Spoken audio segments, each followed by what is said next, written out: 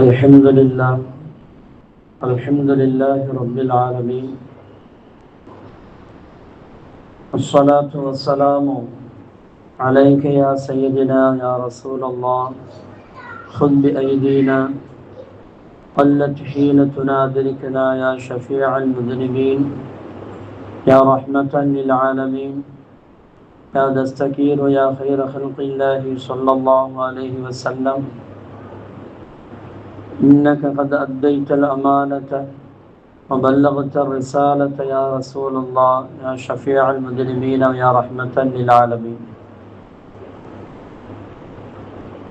اللهم صل على سيدنا محمد طب القلوب ودوائها وعافية الأبدان وشفائها ونور الأبصار وضيائها وقوت الأرواح وغذائها وعلى آله وصحبه وسلم تسليما. أما بعد، فأوصيكم يا عباد الله وإياي أولا بتقوى الله. قال الله تعالى في القرآن العظيم والفرقان الحميد: أعوذ بالله من الشيطان الرجيم، بسم الله الرحمن الرحيم. إنما يتقبل الله من المتقين.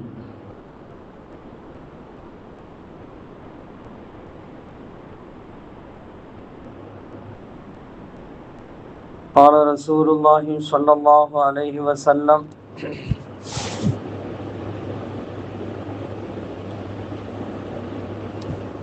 اتق المحارم تكن أعبد الناس، أو كما قال عليه الصلاة والسلام.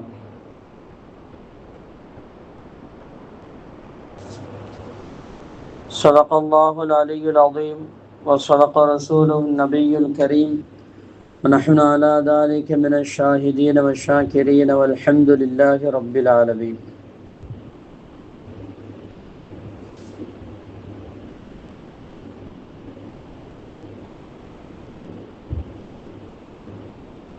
அளவற்ற அருளாளனும் நிகரற்ற அன்புடையோடுமாகிய அல்லாஹ்வின் திருநாமத்தால் ஆரம்பம் செய்கின்றோம்.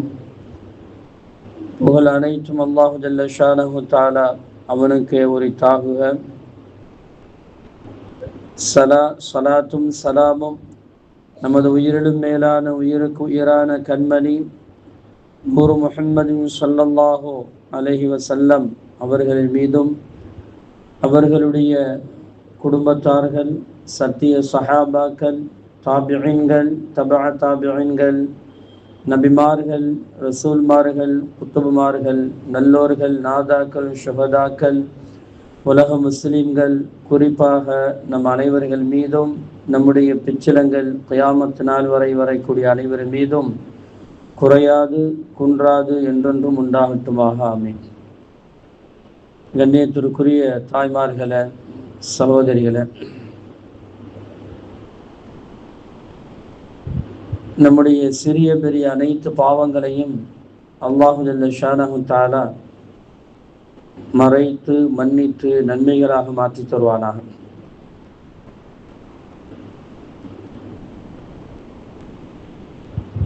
நமது உயிரிலும் மேலான உயிருக்குயிரான அன்பு நபி முஹம்மது ரசூலுல்லாஹி ஸல்லல்லாஹு அலைஹி வஸல்லம் அவர்களுடைய மேலான அன்பையும் ஷஃபாஅத்தையும் இம்மையிலும் மறுமையிலும் தந்து, அவர்களுடனும் இறை நெருக்கத்தை பெற்ற நல்லடியார்களுடனும் இம்மையிலும் மறுமையிலும் சேர்ந்து வாழும் பெரும் பாக்கியத்தை வல்ல ரஹ்மான் நமக்கும் நம்முடைய சந்ததிகளுக்கும் தந்தருள் புரிவானாக. இந்த உலகத்தில் வாழும் காலமெல்லாம் உடல் ஆரோக்கியத்தோடு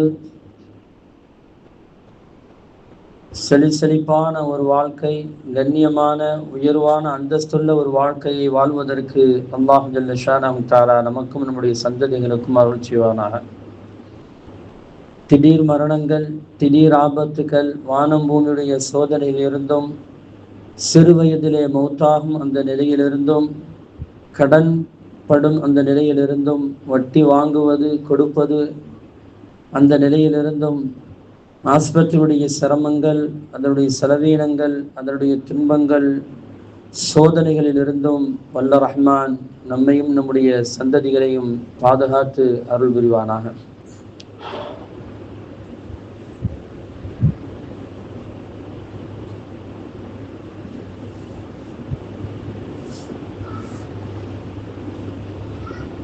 கண்ணியத்திற்குரிய தாய்மார்களே, ஒரு 2 மாசத்துக்கு அப்புறம் புதுசாக நம்ம ஆரம்பிச்சிருக்கோம். எல்லாரும் நல்லா இருக்கீங்களா? முதல்ல புனிதமான இறுதி கடமையான இந்த ஹஜ்ஜை நிறைவேற்றுவதற்காக வேண்டி நம்ம சென்றிருந்தோம். உண்மையிலே அல்லாஹு தஆலா ரொம்ப லேசாக்கி கொடுத்தான். சவுண்டு வைங்க, கொஞ்சம் சவுண்டு வச்சா பத்தாத மாதிரி தெரியுது. சவுண்டு கொஞ்சம் பத்தாத மாதிரி தெரியுது.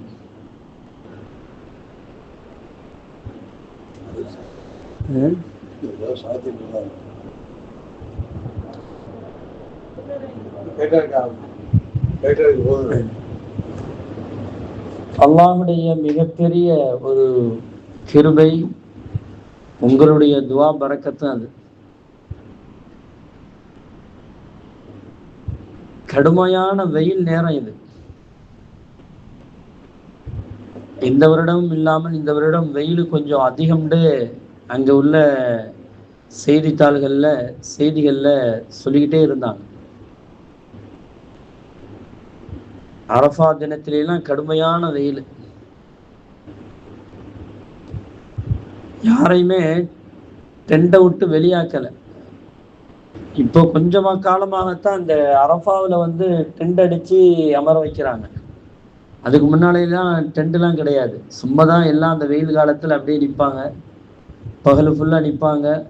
எங்கெங்கே இணறுகள் இருக்கிறதோ அங்கே நின்றுக்குருவாங்க, கொடை வச்சுக்குருவாங்க. இப்போதான் பெரிய பெரிய டெண்டுகள் அடித்து அரஃபா மைதானத்திலிருந்து அந்த டெண்டை விட்டு யாரையுமே வெளியாக்கலை. எல்லாம் உனக்குள்ளேயே சுற்றிக்கிட்டாங்க. பெரிய முக்கியமாக இந்த இடத்துலலாம் வெளியாகுவாங்களோ அந்த இடத்துலையெல்லாம் கேட்டு போட்டு அடைச்சிட்டாங்க. இந்த ஜபலுர் ரஹ்மா என்று சொல்லக்கூடிய ஒரு மலை இருக்கு. அந்த ஆதம் அலைஹிஸ்ஸலாத்து வஸ்ஸலாம் அவர்களும் ஹவ்வா அலைஹிஸ்ஸலாம் அவர்களும் சந்தித்து கொண்ட இடம்.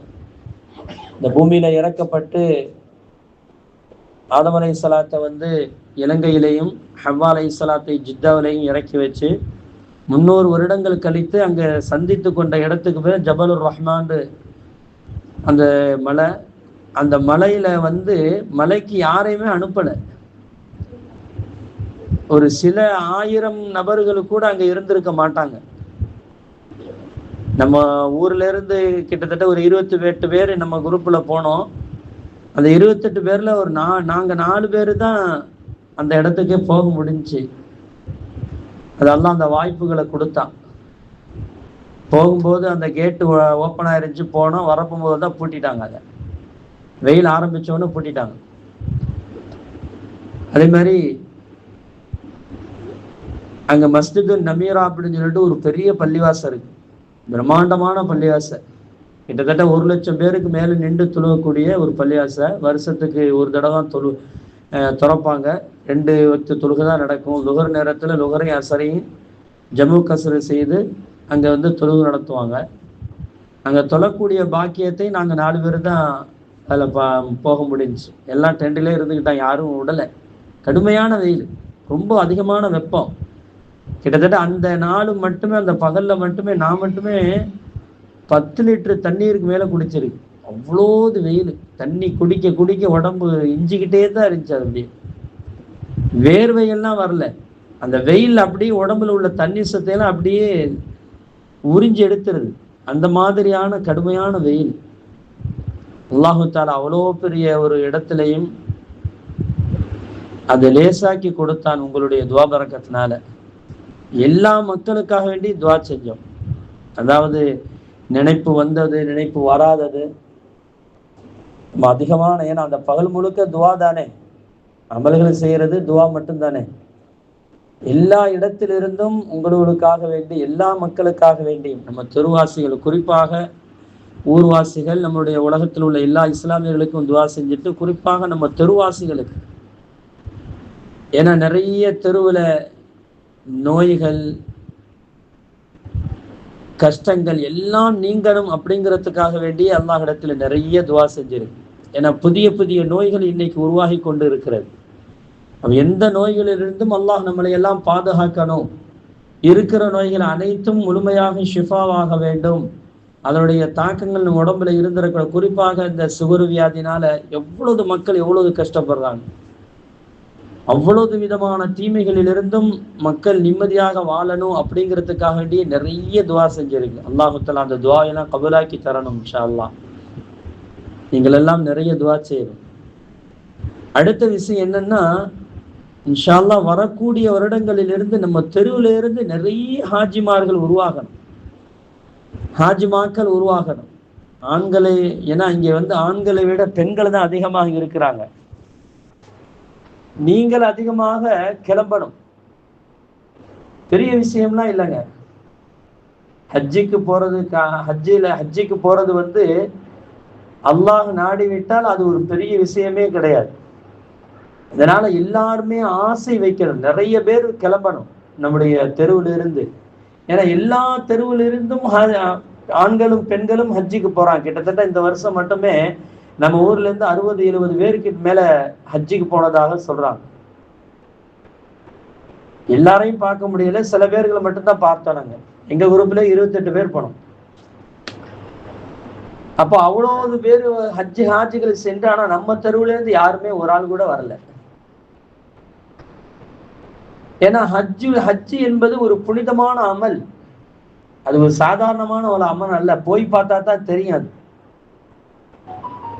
அந்த ஹஜ்ஜில அல்லாஹ்வுடைய நெருக்கத்தை நிறைய பெற முடியும்.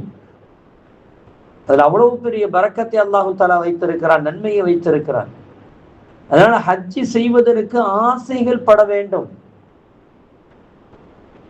ஆசைப்பட்டால் மட்டும்தான் அல்லாஹு தஆலா அந்த உதவிகளை நமக்கு செய்யறான். நாங்க போயிருக்கோம். எங்களுடைய ரூம் மெட்ல ஒரு கேரளாக்காரவங்க 2 பேர் இருந்தாங்க. அவங்க ஸ்டோரிகளை கேட்டா ரொம்ப ஆச்சரியமா இருந்துச்சு. அவங்களுக்கு 2 வீடு, சின்னதா 2 வீடு.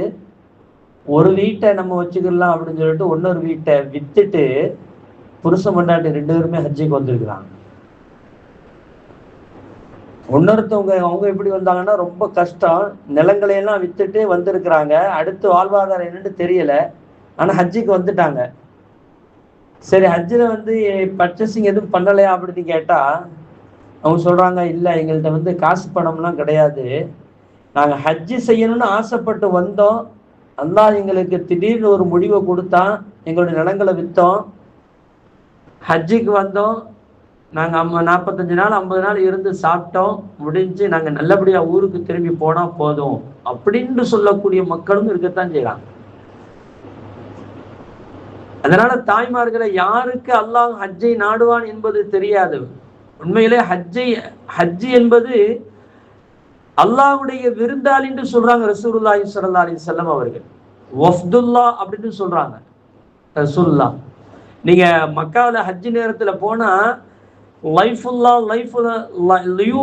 அப்படின்னு தான் போட்டிருப்பாங்க. அல்லாஹ்வுடைய விருந்தாடிகள் வாருங்கள், அல்லாஹ்வுடைய விருந்தாடிகளே வாருங்கள் என்றுதான் எல்லா பெரும்பாலான இடங்கள் எழுதியிருப்பாங்க. எல்லா கம்பெனிக்காரங்களும் அவங்க வண்டியை நிப்பாட்ட போகும்போது அதுதான் எழுதியிருப்பாங்க. நம்மளுக்கெல்லாம் பெயர் அல்லாஹ் சொன்ன வார்த்தை அல்லாஹ்வுடைய விருந்தாடி. அப்ப மக்கா மதீனாவிற்கு சென்றவர்கள், ஹஜ்ஜிக்காக சென்றவர்கள் அல்லாஹ்வுடைய விருந்தாடி என்று ரசூலுல்லாஹி ஸல்லல்லாஹு அலைஹி வஸல்லம் சொல்லியிருக்கிறாங்க.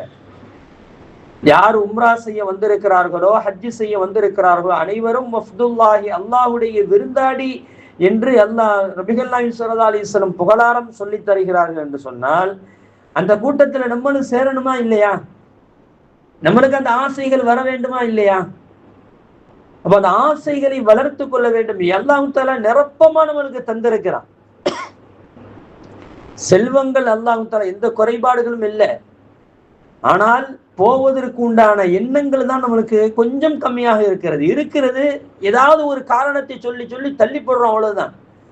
பிள்ளைகளை காரணமா சொல்லுவோம், பிள்ளையுடைய கல்யாணத்தை காரணமா சொல்லுவோம், பிரசவத்தை காரணமா சொல்லுவோம், அல்லது பெரிய பிள்ளையா வந்துருமோ அப்படின்னு சொல்லிட்டு அதை ஒரு காரணமா சொல்லுவோம். ஏதாவது ஒரு காரணங்களை சொல்லி கொண்டிருப்போம். ஆனா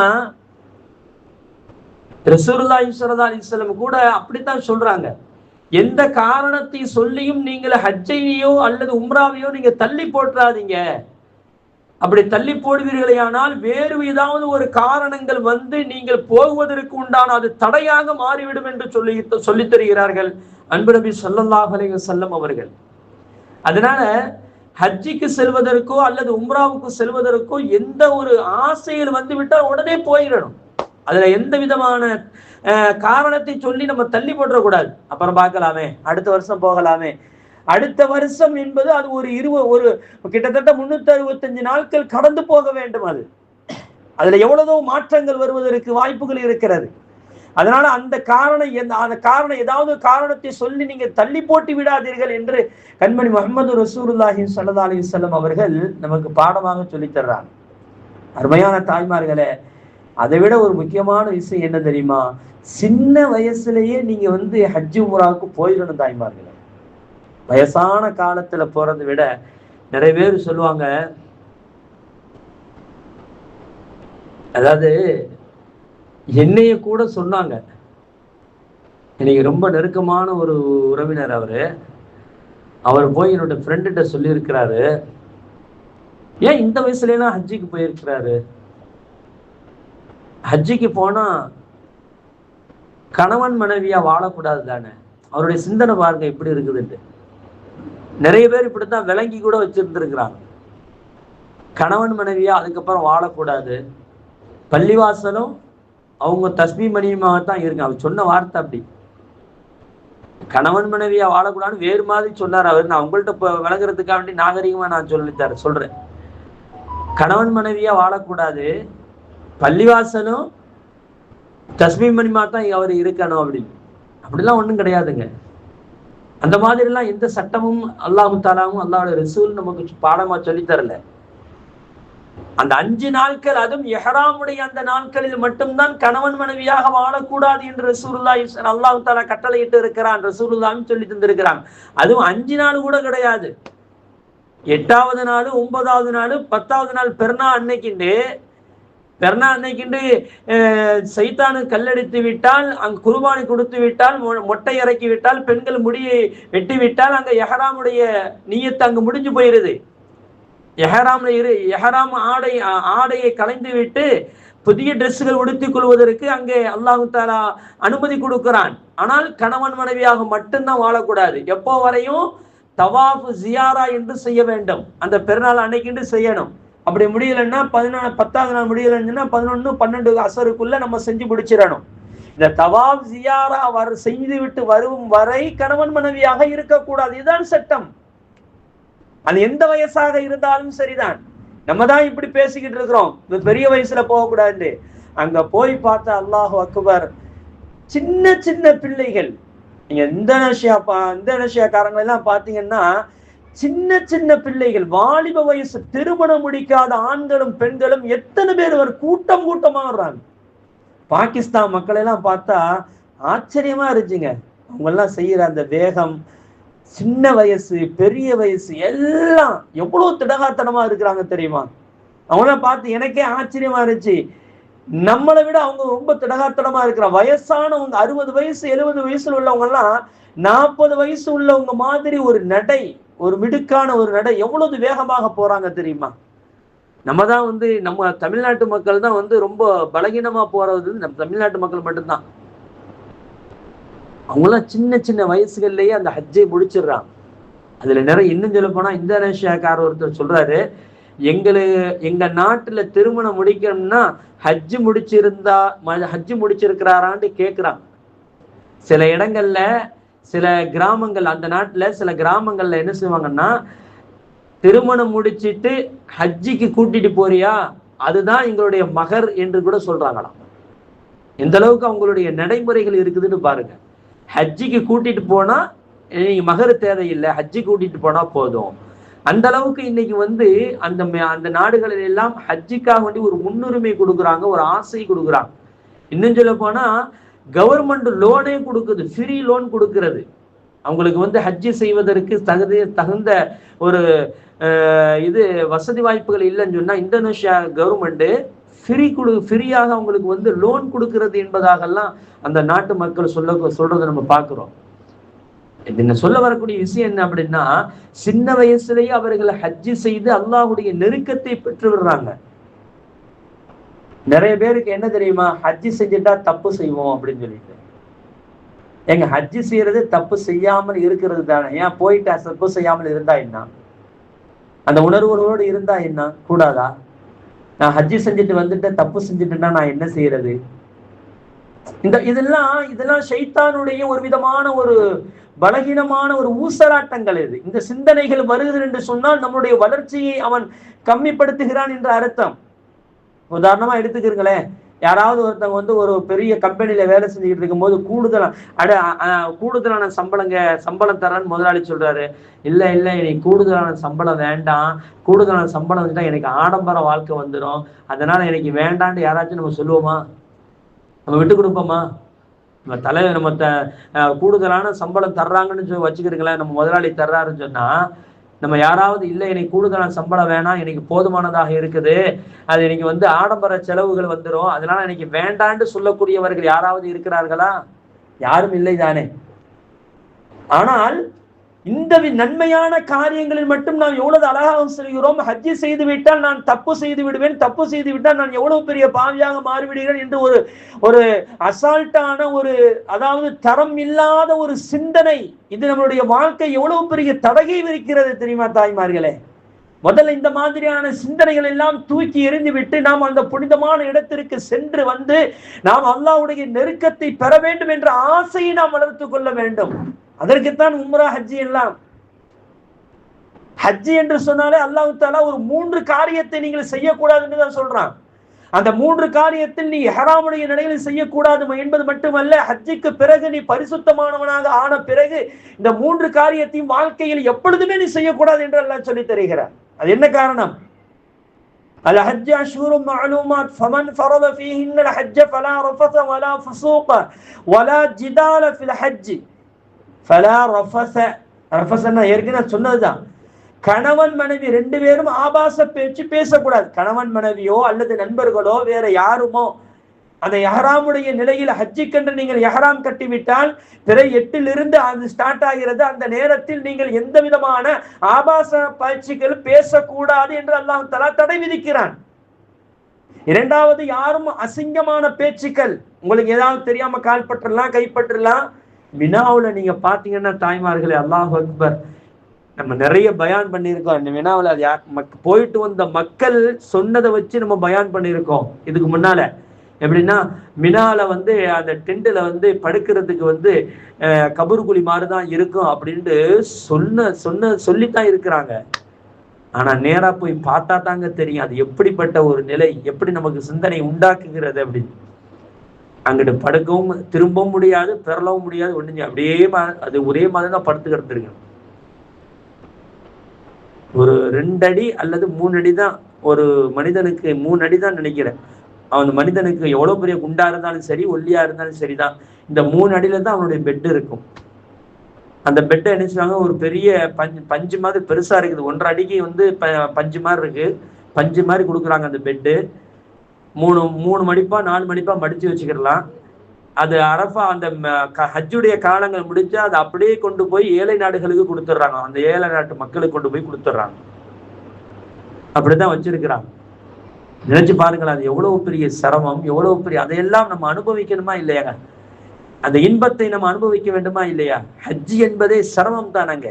அந்த மாதிரியான ஒரு குறுகலான நேரத்தில் நம்முடைய கைப்பற்றலாம், கால்பற்றலாம். அந்த நேரத்தில் யாரையும் நீ ஒருவருக்கொருவர் நீங்கள் திட்டிக் கொள்ளக்கூடாது, சண்டை செய்து கொள்ளக்கூடாது என்று அல்லாஹ் தஆலா நமக்கு தடை விதிக்கிறான் தாய்மார்களே. நீங்களா அசிங்கமான பேச்சுக்களை பேசிவிடக்கூடாது. வலா ஃபுசூக வலா ஜிதால ஃபில் ஹஜ். ஹஜ்ஜுடைய நேரத்தில் சண்டை செய்து கொள்ளாதீர்கள். யாருக்குமே அங்க கோபம் வராதுங்க. யாருக்குமே அங்க கோபத்திற்கு உண்டான வேலையே கிடையாது. எல்லாம் ஒருவருக்கும் அந்த மனப்பக்குவம். எப்படி மனப்பக்குவம் தெரியுமா? நாம் நினைத்துக்கோ எவ்வளவு பெரிய கோபக்காரனாக இருந்தாலும் அந்த இடத்திலே கொஞ்சம் சபுறு செய்து பொறுமையாக போகக்கூடிய ஒரு சூழலை அங்க அல்லாஹ் தஆலா உருவாக்கி கொடுக்கிறான். எங்க கூட சில பேர்கள் வந்தாங்க, அந்த மக்களை பார்த்து அந்த மத்தவங்க சொன்னாங்க, இவர் எவ்வளவு பெரிய கோவக்காரர் தெரியுமா, அவர் இப்படி பேசுவாரு, ஆனா இங்க வந்து எவ்வளவு அமைதியா இருக்கிறார் பாருங்க அப்படின்னு சொல்றாங்க. எவ்வளவு பெரிய கோபக்காரரையும் அந்த கோபத்தை தனித்து பொறுமையாக போகக்கூடிய ஒரு சூழலையை, ஒரு பக்குவத்தை, ஒரு நற்குணத்தை அந்த ஹஜ்ஜி நமக்கு உருவாக்கி தருகிறது என்று சொன்னால், அந்த பக்குவத்தை நம்ம வளர்த்து கொள்ளணுமா இல்லையா தாய்மார்களே?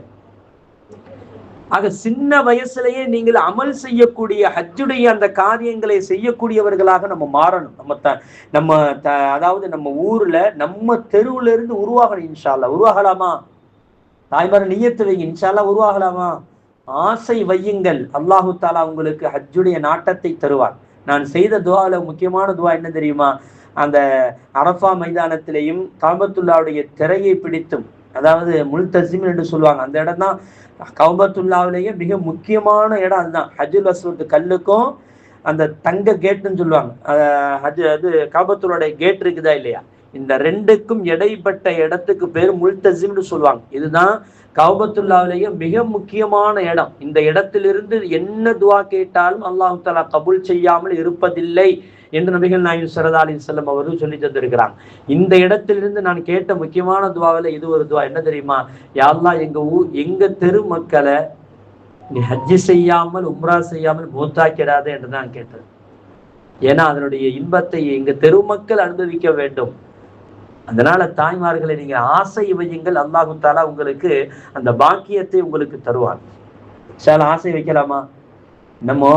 அதாவது அல்லாஹு தாலா இந்த ஆயத்துல சொல்லிக்கிட்டே வரப்போகும்போது, ஃபமன் ஃபரத ஃபீஹின்னல் ஹஜ்ஜ ஃபலா ரஃபஸ வலா ஃபுசூக வலா ஜிதால ஃபில் ஹஜ் அப்படின்னு சொல்லிட்டு வந்து அல்லாஹு தாலா சொல்றான், ஃபமன் ஜாத கைருத் தக்வா, நீங்க தக்வா என்ற கட்டிசாதத்தை, தக்வா என்ற அந்த ஒரு உங்களுடைய ஹஜ்ஜிக்காக வேண்டி நீங்கள் தயாராகும் பொழுது தக்வாவையும் சேர்த்து நீங்கள் உண்டாக்கி கொள்ளுங்கள் என்று சொல்லி தருகிறான். உண்மையிலேங்க இரையச்சம் இருக்கிறத அது அவ்வளவு பெரிய ஒரு இன்பமானதுங்க.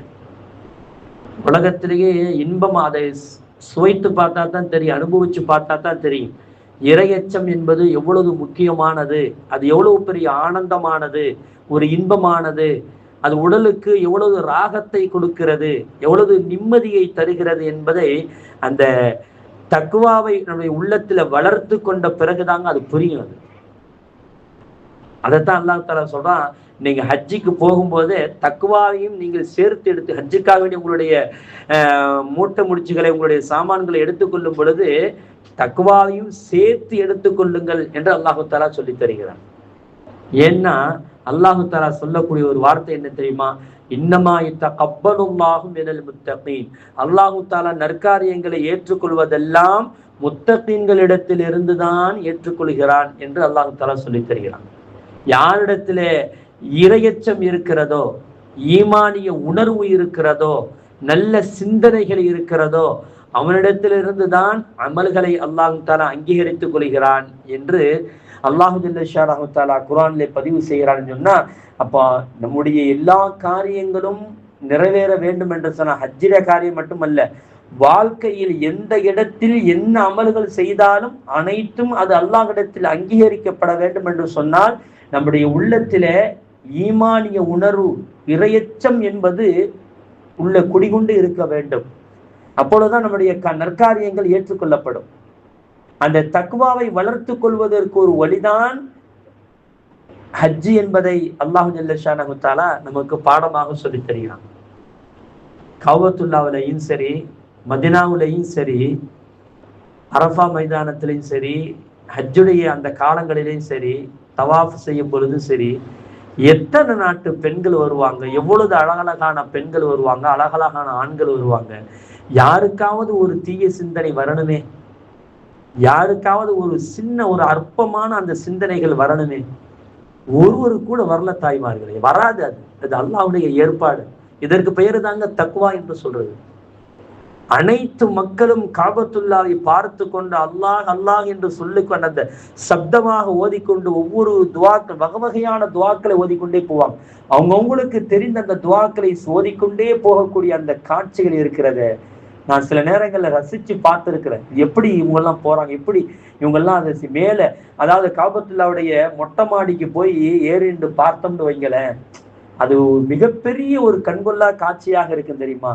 அது நகர்ந்து அந்த மகரிபு நேரத்துல, இஷாவுக்கும் மகரிபுக்கும் இடைப்பட்ட நேரத்துல கடுமையான ரஷா இருக்கும். அப்படியே இந்த அலைகள் போற மாதிரியே தெரியும் கண்ணுக்கு. அவ்வளவு கூட்டம் அப்படியே கொஞ்சம் கொஞ்சமா நகண்டு நகண்டு போவாங்க. 20 நிமிஷத்துல செய்யக்கூடிய அந்த தவாஃப 1.5 மணி நேரம் செய்யக்கூடிய ஒரு சூழல் ஏற்படும். அவ்வளவு கூட்டங்கள் ஏற்படும். அந்த நேரத்தில் அல்லாஹு தஆலா அவர்களுக்கு கொடுக்கக்கூடிய அந்த தக்வா, இறையச்சம் இருக்கிறது, அது கியாமத் நாள் வரை இருக்க வேண்டும். எந்த காலத்திலேயும் தன்னுடைய ஹலாலான மனைவியவோ அல்லது ஹலாலான கணவனை தவிர வேற யாரிடத்திலும் எந்த சிந்தனையும் வரக்கூடாது என்பதை அற்புதமாக அல்லாஹு தஆலா அந்த இடத்தில் அறிவித்து கொடுக்கிறான் என்று சொன்னால் அது எவ்வளவு பெரிய தக்வா. அதைத்தான் அல்லாஹ் சொல்றான், அந்த இறையச்சத்தை நீங்கள் முதலில் எடுத்துக் கொள்ளுங்கள். ஹஜ்ஜுக்காக நீங்கள் தயாராகும் போது உங்களுடைய உள்ளத்தில் இறையச்சத்தை நீங்கள் எடுத்துக்கொள்ளுங்கள். அதை எடுத்துக்கொண்டு வாழ்நாள் முழுவதும் அதை நீங்கள் வாழ்ந்து பாருங்கள். அதனுடைய இன்பத்தை நீங்கள் முழுமையாக பெறுவீர்கள் என்று அல்லாஹு ஜல்ல ஷானஹு தஆலா நமக்கு சொல்லித் தருகிறான் என்று சொன்னால், அருமையானவர்களே, அந்த தக்வாவை வளர்த்து கொள்ள வேண்டும் அல்லவா. அது எவ்வளவு புனிதமானது, எவ்வளவு அழகான ஒரு உணர்வு தெரியுமா. அது தக்வா என்பது அது ஒரு உணர்வு. அது அல்லாஹ் அஞ்சி நடக்கக்கூடிய அந்த சூழல் எவ்வளவு அற்புதமான ஒரு சூழல் தெரியுமா அது. ஏனென்றால் முத்தகீன்களுக்கு மட்டும்தான் அது ஏற்றுக்கொள்ளப்படும், முத்தகீன்களுக்கு மட்டும்தான் அது சாத்தியமாகும் என்பதை அல்லாஹ் ஜல்ல ஷானஹு தஆலா சொல்லித் தர்றான். அல்லாஹ் தஆலா ஒரு குர்ஆன்ல ஒரு இடத்துல சொல்லுவான், وَسَارِعُوا إِلَى مَغْفِرَةٍ مِّن رَّبِّكُمْ وَجَنَّةٍ عَرْضُهَا السَّمَاوَاتُ وَالْأَرْضُ وَعِدَّةٌ لِلْمُتَّقِينَ அப்படின்னு நல்லா சொல்லுவான். அல்லாஹ்வுடைய பாவத்தின் பக்கம் விரைந்து வாருங்கள் அப்படின்னு நல்லா சொல்றான். அதாவது விரைவாக செய்வது, அவசரப்பட்டு செய்வது இருக்கிறத இஸ்லாத்துல அது கூடாதுங்க. சில இடங்களில் ரசூலுல்லாஹி ஸல்லல்லாஹு அலைஹி வஸல்லம் விரைவா செய்யணும் அப்படின்னு சொல்றாங்க. ஒண்ணு என்ன தெரியுமா, ஏதாவது ஒரு பாவம் செய்து விட்டால், அது பாவம் என்று உனக்கு தெரிந்து விட்டால், உள்ளத்துல அது பதிவாகிருச்சு அப்படின்னு சொன்னா அதற்கு உண்டான தௌபாவை விரைந்து செய்து விடு அப்படின்னு சொல்றாங்க ரசூலுல்லாஹி ஸல்லல்லாஹு அலைஹி வஸல்லம். அதுல தாமதிக்காதே. ஏன்னா உன்னுடைய மரணம் நிர்ணயிக்கப்பட்டது, எப்பொழுது வரும் என்று உனக்கு தெரியாது. நீ தௌபா செய்வதற்கு முன்னால் நம்ம அப்பொழுது தௌபா செய்து கொள்வோமே, சரி மக்ரிபுடைய நேரத்தில் மக்ரிபை தொழுது விட்டு நாம் தௌபா செய்து கொள்வோமே என்று உன்னுடைய நேரத்தையும் காலத்தையும் தள்ளி போட்டு விடாதே. எப்பொழுது நீ செய்தது தவறு என்று உணர்ந்து விட்டாயோ அந்த நிமிடமே நீ தௌபாவின் பக்கம் நீ இறங்கிவிடு என்று சொல்லித் தருகிறார்கள் நாயகம் ஸல்லல்லாஹு அலைஹி வஸல்லம் அவர்கள். வஸாரிஉ இலா மக்ஃபிரத்தின் மின் ரப்பிக்கும், இதுதான் அல்லாஹ் சொல்றான். உங்களுடைய பாவ மன்னிப்பின் பக்கம் நீங்கள், அல்லாஹ்வுடைய பாவ மன்னிப்பின் பக்கம் நீங்கள் விரைந்து வாருங்கள், லேட்டுப்படுத்தாதீங்க அப்படின்னு நல்லா சொல்றான். நற்காரியங்களின் பக்கம் நம்ம லேட்டுப்படுத்தவே கூடாதுங்க. அது பாவ மன்னிப்பை அதை தள்ளி போடவே கூடாது. ரசூலுல்லாஹ் சொல்றாங்க, ஒரு பெண்ணுக்கும் ஒரு ஆணுக்கும் கல்யாணம் முடிக்கணும்னு பேசி வச்சுட்டீங்களா, தள்ளி போடாதீங்க. வருஷ கணக்குல பேசி வைக்கிறது இது மகா பெரிய தவறுன்னு சொல்றான் ரசூலுல்லாஹி ஸல்லல்லாஹு அலைஹி வஸல்லம் சொல்றாங்க. பேசுனீங்களா, கொஞ்ச காலத்துல ஒரு மாசமா 1.5 மாசத்துல பேசி முடிச்சிட்டீங்களா, உடனே கல்யாணத்தை வச்சிருங்க, தள்ளி போடாதீங்க, தள்ளி போடாதீங்கன்னு சொல்றாங்க ரசூலுல்லாஹி ஸல்லல்லாஹு அலைஹி வஸல்லம் அவர்கள். புதுக்கோட்டையில நான் இருக்கும்போது ஒரு நிச்சயம் ஒண்ணு பண்ணாங்க. பொண்ணு நம்ம தெரு, நான் இருந்த தெரு, வேற ஒரு பக்கத்து ஊர்ல இருந்து மாப்பிள்ளை.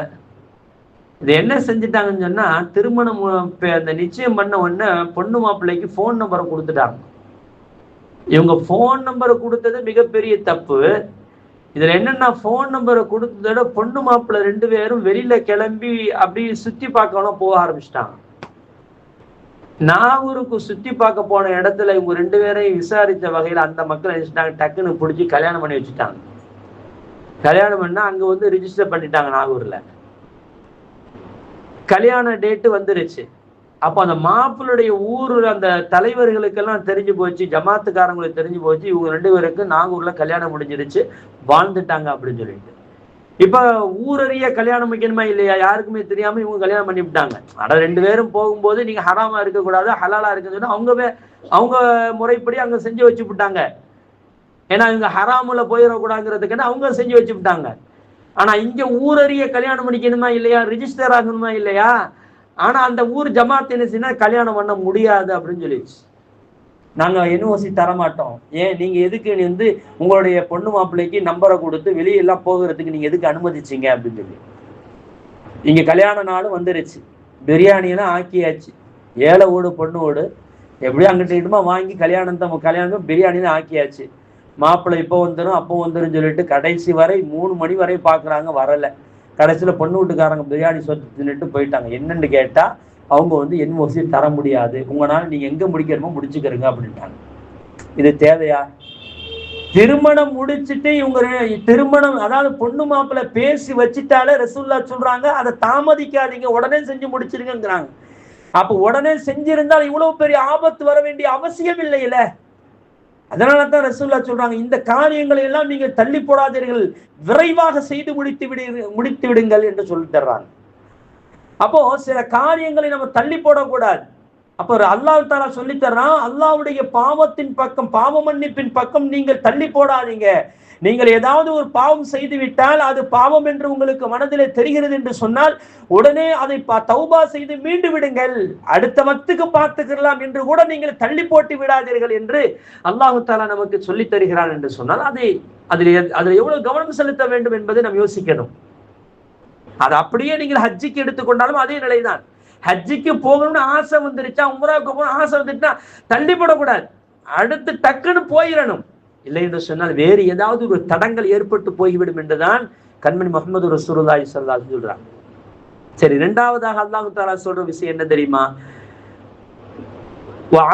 ஜன்னத்தின் அர்துஹா ஸமாவாத்து வல் அர்த், சொர்க்கத்தின் பக்கமும் சொர்க்கத்துடைய நற்காரியங்கள், சொர்க்கத்தின் எதையெல்லாம் உங்களை எந்த காரியமெல்லாம் உங்களுக்கு சேர்த்து வைக்குமோ அந்த காரியங்களின் பக்கமும் நீங்கள் விரைந்து வாருங்கள் என்று அல்லாஹு ஜல்ல ஷானஹு தஆலா நமக்கு சொல்லி தர்றான்.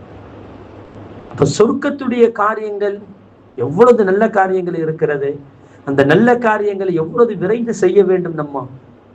நம்ம தாமதிக்கலாமா அந்த காரியங்களை? இப்ப சொர்க்கத்திற்கு செல்லக்கூடிய அந்த காரியங்கள் நமக்கு எப்ப மௌத்து வரும்னு சொல்ல முடியுமா? ஏதாவது நமக்கு வந்து நிர்ணயிக்க ஒரு டேட் எதுவும் சொல்லப்பட்டிருக்கிறதா? உலகத்தில் உள்ள எல்லா விஞ்ஞானிகளும் தோத்து போகக்கூடிய இடம் இந்த இடம் தான், மௌத்துடைய விஷயத்துல தான். எல்லாத்துக்கும் கேரண்டி கொடுக்குறான். எவ்வளவு பெரிய ஆபரேஷனை இன்னைக்கு சக்சஸா முடிக்கிறான், செய்ய முடியாத ஆபரேஷன் எல்லாம் செய்து முடிக்கிறாங்க. ஏன்னா எத்தனை எவ்வளவு பெரிய பிரச்சனைகள் எல்லாம் முடிக்கிறாங்க. ஏன்னா ஒரு காலத்துல வந்து ஹார்ட் ஆபரேஷன் என்பது மிகப்பெரிய சவாலா இருந்துச்சு. ஆனா இன்னைக்கு சர்வசாதாரணமா ஆடு மாடு அறுத்து போடுற மாதிரி என்ன செஞ்சான், பெரிய பெரிய ஆஸ்பத்திரி, அப்போலோ ஆஸ்பத்திரியில் நம்ம போய் ஒரு நாள் பார்த்தேன். கிட்டத்தட்ட ஒரு 23 பெட்டு 25 பெட்டு என்பது நிறைய பெட்டுகள் இருந்துச்சு. ஒரு பேஷண்ட்டுக்கு இன்னொரு பேஷண்ட்டுக்கு மத்தியில ஒரு சின்ன திரை தான் தொங்கிக்கிட்டு இருக்கு. ஒரு பெரிய ஒரு மாற்றங்கள்லாம் ஒண்ணு இல்லை. ஆனா லட்சக்கணக்கில் கொடுத்து ஆபரேஷன் பண்ணிக்கிட்டு இருக்கான். ஆடு மாடு அறுத்து போட்ட மாதிரி அறுத்து போட்டு அப்படியே வச்சிருக்கான். அதெல்லாம் இன்னைக்கு ஒரு பெரிய காரியமாக இன்னைக்கு தெரியல.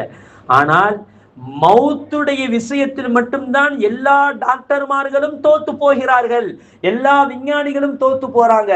யார்னாலையும் சொல்ல முடியாது, யார்னாலையும் அதை கணிக்க முடியாத ஒரு விஷயம். போன வாரம் எங்க ஊர்ல நடந்த ஒரு உண்மையான விஷயங்க. ஒரு 12 மணி இருக்கும், மனைவி சொல்றாப்புல கணவன்கிட்ட, போய் சமைக்கிறதுக்கு ஏதாச்சும் தொட்டுக்கறி வாங்கிட்டு வாங்க அப்படின்னு. இவன் கொஞ்சம் கோவமா, ஏன் முன்னாலே சொல்லியிருக்கலாம்ல, ஏன் இப்பதான் சொல்றியாங்க அப்படின்னு சொல்லிட்டு அவன் கோபப்பட்டு திட்டிக்கிட்டே போயிருக்கிறான். போய் மார்க்கெட்ல போய் மீனோ கோழியோ ஏதோ ஒண்ணு வாங்கிட்டு வீட்டுக்கு வந்து பாக்குறான், மனைவி மூத்தா போய் கிடக்குறான். இன்னைக்கு எத்தனை வயசு தெரியுமா? ஆச்சரியப்பட்டு போவீர்கள். திருமணம் முடிஞ்சு 20 நாள் தான் ஆகுது. திருமணம் முடிஞ்சு 20 நாள் தான் ஆகுது. 2 பேருக்கும் பெரிய சண்டையெல்லாம் ஒண்ணும் கிடையாது. தொட்டுக்கறி ஏதாச்சும் வாங்கிட்டு வாப்பா, மத்தியானம் சமைக்கணும் அப்படிங்கிறதுக்காண்டி சொல்லி அனுப்புறாப்புல. போய் வாங்கிட்டு வர்றாப்புல. வந்து பார்த்தா மனைவி இறந்து போய் கிடக்குறா. என்ன நடந்துச்சு, ஏது நடந்துச்சு? சரி, அவளுக்கு ஒரு நோயின்னு ஒரு தலைவலிக்கு படுத்துக்கிறது இருந்தா கூட ஒரு சரி ஏதோ தலைவலிக்குன்னு சொன்னா மூத்தா போச்சுன்னு சொல்லலாம். அல்லது ஒரு காய்ச்சலா இருந்தா கூட சரி காய்ச்சல் அதிகமாகி மௌத்தா போயிருக்குன்னு சொல்லலாம். என்ன நடந்துச்சு ஒண்ணுமே புரியல.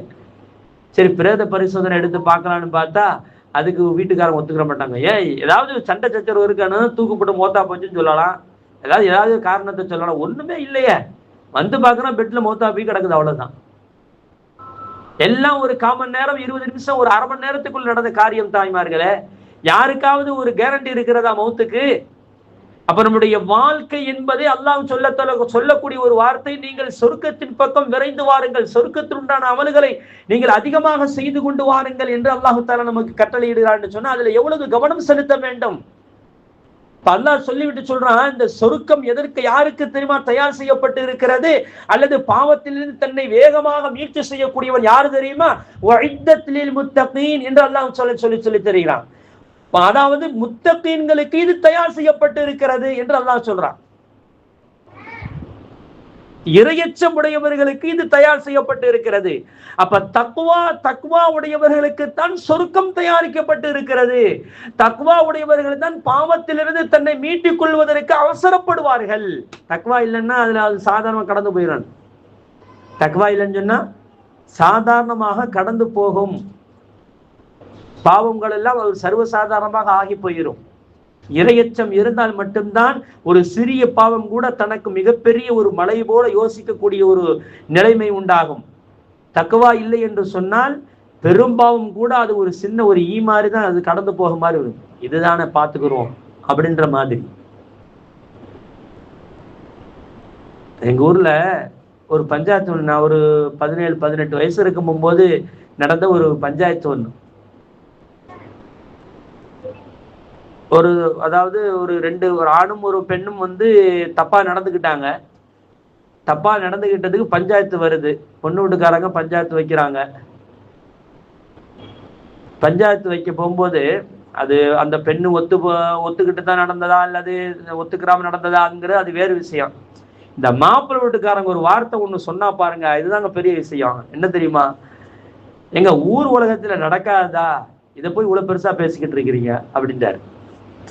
அது எவ்வளவு பெரிய வார்த்தை பாருங்க. அது ஒரு பெண்ணை இவன் கெடுத்துட்டான், அது உண்மையிலேயே அது மனப்பூர்வமா தான் நடந்ததா அல்லது வெறுப்பா நடந்ததா அது வேறு விஷயம். ஆனா சொன்ன வார்த்தை எவ்வளவு பெரிய வார்த்தை பாருங்க. ஊர் உலகத்துல நடக்காததா இவன் செஞ்சிட்டான், இதுக்கே இவ்வளவு பெருசா நீங்க பேசிக்கிட்டு இருக்கிறீங்க அப்படின்னு சொல்லக்கூடிய ஒரு நிலைமைக்கு இன்னைக்கு உருவாகி போய்விட்டது. ஏன்னா பெரும்பாவம் கூட இறையச்சம் இல்லை என்று சொன்னால் பெரும்பாவங்கள் கூட அது சர்வசாதாரணமாக கடந்து போகக்கூடிய ஒரு சூழல் ஏற்பட்டு போயிடும். அதனால தான் அல்லாஹ் சொல்றான், வஇத்தத் லில் முத்தகீன். இது ரெண்டும் இருக்கிறது, இது இறையச்சம் உடையவர்களுக்கு மட்டும்தான் இது சாத்தியமாகும் என்று அல்லாஹ் சொல்லி தர்றான். சரி, இந்த இறையச்சம் உடையவர்கள் யார், எப்படி இருப்பாங்க, எப்படி இருக்கணும், எப்படிப்பட்டவர்கள்? அல்லாஹ் தஆலா எப்படி சொல்றான் தெரியுமா? அல்லதீன யுன்ஃபிகூன ஃபிஸ் ஸர்ராயி வல் தர்ராயி. அல்லாஹ் சொல்றான், இந்த இறையச்சம் உடையவர்களுடைய நற்குணம் எப்படிப்பட்டது தெரியுமா? அவர்கள் ரகசியமாகவும் பரகசியமாகவும் தர்மம் செய்வார்கள். ரகசியமாகவும் தர்மம் செய்வாங்க, வெளிப்படையாகவும் தர்மம் செய்வாங்க. ரகசியமாக தர்மம் செய்தாலும் அவர்களுக்கு பெருமை வராது, வெளிப்படையாக தர்மம் செய்தாலும் அவர்களுக்கு பெருமை வராது. வெளிப்படையாக தர்மம் செய்தால் இவர்களை பார்த்து வேறு அதாவது தர்மம் செய்யாதவர்கள் எல்லாம் தர்மம் செய்யக்கூடிய நிலைமை அங்க உண்டாகி போகும். எங்க பள்ளியாச்சல்ல ஒருத்தர் காசு கேட்கிறாரு. இப்ப பணக்காரர் ஒருத்தர் வர்றாரு, எல்லாரும் 5-10 போகும்போது ஒரு 500 ரூபாய் போடுறாரு. அதுக்காண்டி பெருமைன்னு நம்ம சொல்ல முடியுமா? அவருடைய தகுதிக்கு 500 ரூபாய் போடுறாரு. இல்ல அதை விட ஒரு பெரிய பணக்காரர் ஒருத்தர் அவருடைய தகுதிக்கு ஒரு 1000 ரூபாய் போடுறாரு. இதுக்காண்டி பெருமை பிடிச்சவன் பாடுறான், 1000 ரூபாய் தூக்கி போட்டு போறான் அப்படின்னு சொல்ல முடியுமா? இதைத்தான் அல்லாஹ் தஆலா சொல்றான். அவர்கள் ரகசியமாக எத்தனை லட்சத்தையும் கொடுக்கலாம், யாருக்கும் தெரிய போறது இல்லை. ஆனால் ரகசியம் வெளிப்படையாக தர்மம் செய்யும் பொழுது அவர்களுக்கு பெருமை வராது. அதனால் எந்த விதமான குற்ற உணர்வுகளும் அவர்களுக்கு யாருக்கும் அவர் பயப்பட வேண்டிய அவசியமும் கிடையாது, பெருமை வரப்போறதும் இல்லை. ஏன்னா அவருடைய தகுதிக்கு தகுந்தவாறு கொடுக்கிறார். அதற்கு அல்லாஹ் தஆலா நிறைய பரக்கத்துகளை செய்வான். அவர்களுக்கு இருக்கிறது கொடுக்கிறார் அவரது. அதனால தான் அல்லாஹ் சொல்றான், அவர் ரகசியமாகவும் கொடுப்பாரு, பரகசியமாகவும் கொடுப்பார். அதுல இதுதான் தக்வாவுடையவர்களுடைய நற்குணம் என்று அல்லாஹ் தஆலா சொல்லி தருகிறார். அப்ப அவர் முதல் விஷயம், சொர்க்கத்திற்கு நம்மளை ஈட்டு செல்லக்கூடிய முதல் விஷயம் என்ன, முத்தகீன்களுடைய உயர்ந்த பண்பு என்ன அப்படின்னா, தர்மம் செய்து வாழ வேண்டும். இதுதாங்க அங்க மிகப்பெரிய விஷயமே. ஹஜ்ஜில பாத்தீங்கன்னு சொன்னா இதுதான் எல்லாம். அவங்களால முடிந்த அளவுக்கு என்னென்ன தர்மம் செய்ய முடியுமோ அவ்வளவு தர்மம் செய்வாங்க. ஆனா தர்மம்னா காசு பணம் மட்டும் தர்மம் இல்லை, ஹெல்ப் எவ்வளவுதோ செய்வாங்க. எல்லா மக்களும் ஹெல்ப் செய்வாங்க. எந்த ஒரு குற்ற உணர்வுகளும் இருக்காது, ஒரு தாழ்வு மனைப்பும் இருக்காது. பணக்காரங்களும் செய்வாங்க, ஏழைகளும் செய்வாங்க, எல்லாரும் செய்வார்கள். அழகான பேச்சு, அன்பான பேச்சு, இதெல்லாம் ரசூலுல்லாஹ் சொன்னாங்கல்ல, நீ அன்பான பேசுவது கூட தர்மம் என்று சொன்னார்கள் கண்மணி முஹம்மது ரசூலுல்லாஹி ஸல்லல்லாஹு அலைஹி வஸல்லம். உன் புன்முறுவல் சிரிப்பு கூட அது தர்மம் என்று சொன்னார்கள் ரசூலுல்லாஹி ஸல்லல்லாஹு அலைஹி வஸல்லம். இது அத்தனையும் நீ ஹஜ்ஜில போய் பார்க்கலாம். எவ்வளவு இருக்கிறவன் இல்லாதவன் கூட என்ன நினைக்கிறான், நம்ம ஒரு 100 ரியாலை மாத்தி வச்சு ஒவ்வொரு ரூபாய் நம்ம தர்மம் செய்யணும். கௌபத்துல்லாஹ்ல தர்மம் செஞ்சா 1 ரூபா தர்மம் செஞ்சா 1 லட்சம் நன்மை, 1 லட்சம் ரூபாய் தர்மம் செஞ்ச மாதிரி ஆகுதா இல்லையா? நம்ம 1 ரூபாயாச்சும் தர்மம் செஞ்சுட்டு எத்தனை பேர் தர்மம் செய்வதற்கு ஆசைப்படுகிறார்கள் தெரியுமா? அல்லாஹ் தஆலா அந்த முத்தகீன்களுடைய முதல் பண்பு என்ன தெரியுமா? அவன் தெரிந்தும் தெரியாமலும் தர்மம் செய்வான் என்று அல்லாஹ் ஜல்ல ஷானஹு தஆலா சொல்லித்தரான். இரண்டாவது என்ன தெரியுமா? அல்லதீன யுன்ஃபிகூன ஃபிஸ் ஸர்ராய் வல் தர்ராய் வல் காலிமீனல் கைத.